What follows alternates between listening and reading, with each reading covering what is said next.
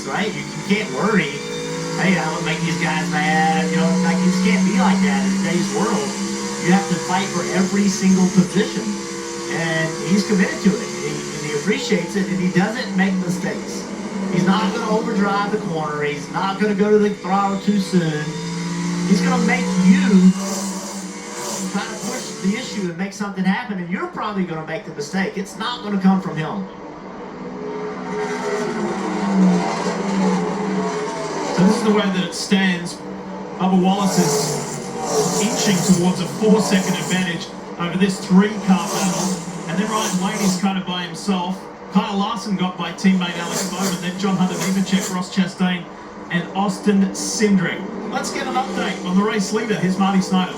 Yeah, meanwhile, Bubba Wallace checked out by almost 4 seconds in the lead. It's been a long time since I've heard a radio this quiet. No complaints from the driver, no complaints from the team either. But Charles tonight just told me a moment ago, listen, remember we pitted at lap 62.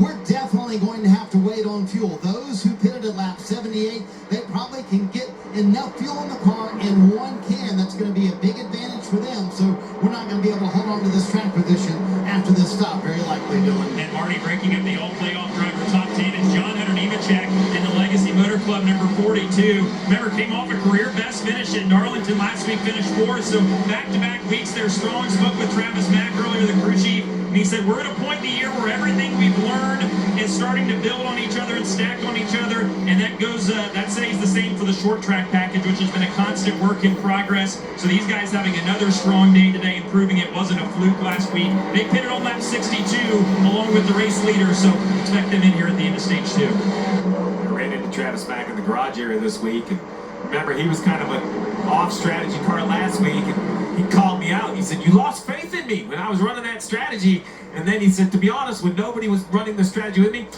I was questioning my own call. He was absolutely right. Did an amazing job on top of the pit box for the 42. I like what Travis brings to that organization. Battles continue here. Joey Logano, you said it, Jeff. You know, he's just comfortable running where he's running, and he's going to force the 20 to get creative. Now, what I will say is Bell, that dirt racer, he has shown some different looks to the 22. He's entered low. This is a new one. Entering really, really high and then crossing abruptly below the 22. And I think that's actually working a little better. I think this plays into what we saw yesterday in practice also, Steve. We saw this 22 car.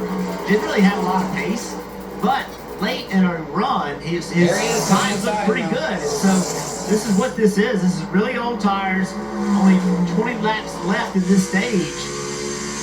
Kind of the strength of this 22.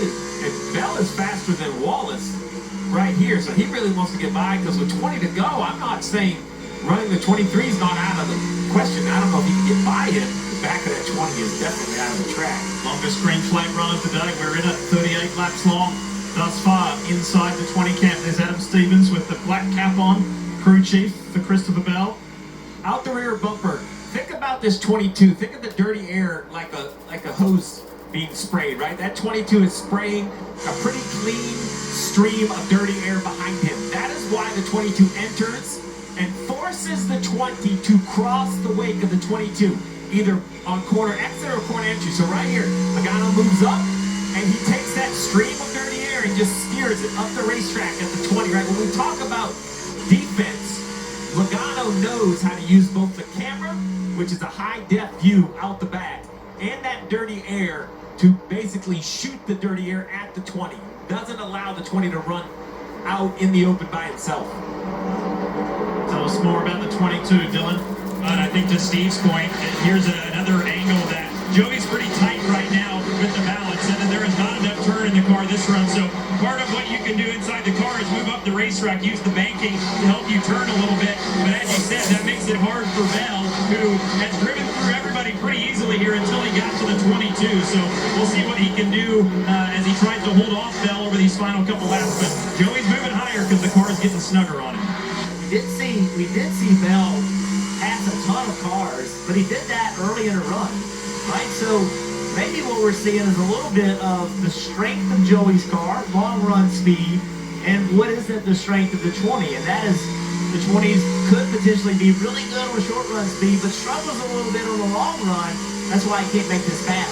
And in the background, Hamlin's got company with the likes of Blaney and Larson. They're right there. There they are, right-hand side of your screen. So that's going to intensify for Denny over these closing 16 laps coming up.